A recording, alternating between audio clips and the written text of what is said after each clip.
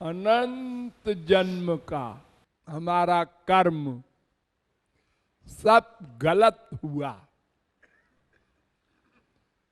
कुछ पुण्य कर्म किए, अधिक पाप किए। पुण्य कर्म ने भी बांधा, पाप कर्म ने भी बांधा। कर्मों से छुटकारा पाने वाला भक्ति कर्म नहीं किया। और एक दो जन्म नहीं, अनंत बार मानव देह मिला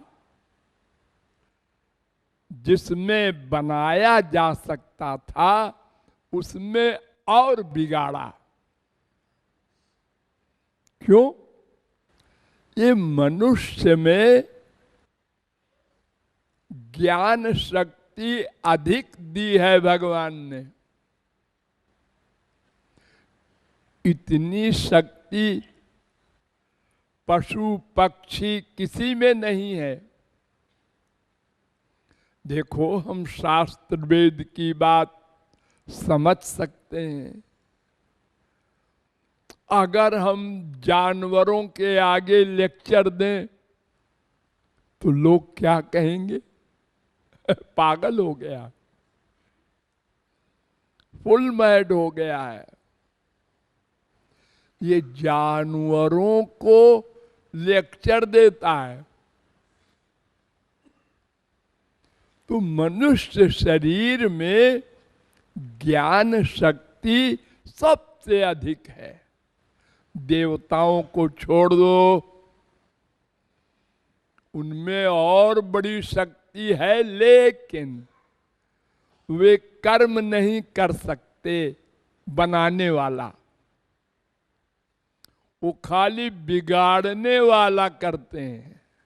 माने जैसे आपने 1,00,000 रुपया बैंक में जमा कर दिया, अब कमाना बंद कर दिया और बैंक से निकाल के 10,000 का महीना ठाठ से ऐश कर रहे हैं।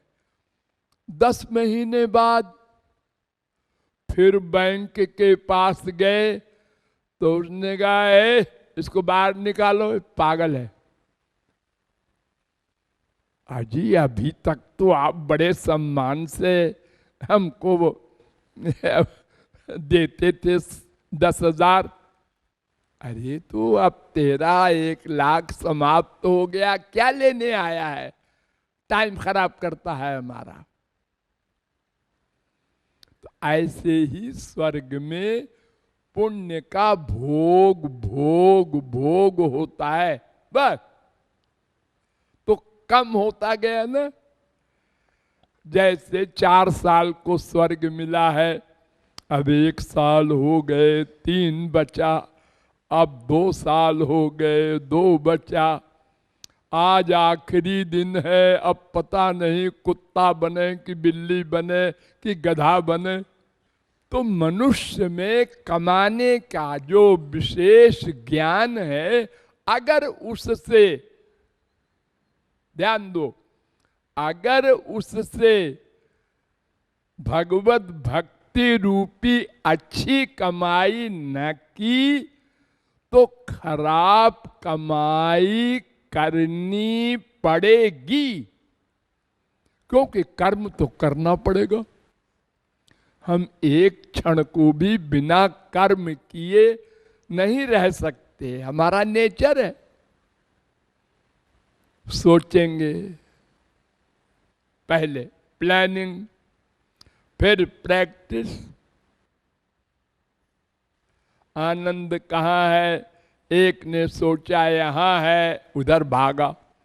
दूसरे ने सोचा इधर है, उधर भागा। बस प्लानिंग प्रैक्टिस, सोचा किया, सोचा किया। अगर भगवत भक्ति न करेंगे, भगवान की ओर नहीं जाएंगे, तो संसार की ओर जाना पड़ेगा। कोई नहीं रोक सकता विश्व में। न रूप से, न गुण से, न धन से, न पोस्ट से, किसी से कोई नहीं रोक सकता। सर्वनाश की ओर जाएंगे, जाना पड़ेगा।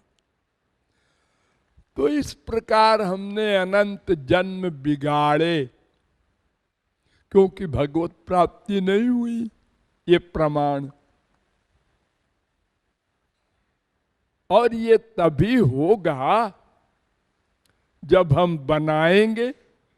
और हम कैसे बनाएंगे? हमारी तो बुद्धि माइक है। तो उसके लिए कह रहा है कि जिनकी बुद्धि सही है उन महापुरुषों की शरण में जाओ। तद विज्ञानार्थम स गुरुमेवाभिगच्छेत, वेद कह रहा है, मुंडकोपनिषद 1-2-12। और उनके अनुसार अपनी बुद्धि को चलाओ, अर्थात भगवत भक्ति करो, भविष्य बना लो। पिछले को मत सोचो, बिगड़ गया सो बिगड़ गया, आगे का बनाओ, नहीं वो भी बिगड़ जाएगा। और आगे कितना समय बचा है पता नहीं, एक क्षण भी है कि नहीं।